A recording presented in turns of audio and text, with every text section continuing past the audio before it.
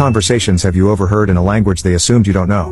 1. I was on a trip to the US and I was at a rest stop in Ohio. Two boys and a girl had the following conversation in Polish. "That's your kind of girl, Tommy." "No way, she's too cute," said boy number 2. "I think you like her," said the girl. "She's an American. Even if I did, I wouldn't be able to say much to her in English," said Tommy. "She's literally the prettiest girl I've ever seen," said boy 2. "Hey," said the girl. "I bet you want to make out with her," said boy 2. "I dare you to kiss her." "You're on," said Tommy. Tommy walks over to me, trying some awkward form of a sneak attack. "Sorry, but I'm a lesbian," I say to him when he gets close, in perfect Polish. The look on his and his friends' faces was priceless. 2. It was 2016 in Bruges, Belgium. I was with my parents and we had just hailed a cab that somehow turned into a ride share with this British family. All was well in the van until about 3 minutes in, when I heard the lady say, "These people look a bit funny, don't they?" I looked up to notice that they were talking about my family. In plain English, I stayed silent as much as I could, as they went on discussing among themselves and chuckling over how we were so bundled up. It was in the middle of a freezing winter and I live in the freaking equator. Even though it wasn't that cold for them,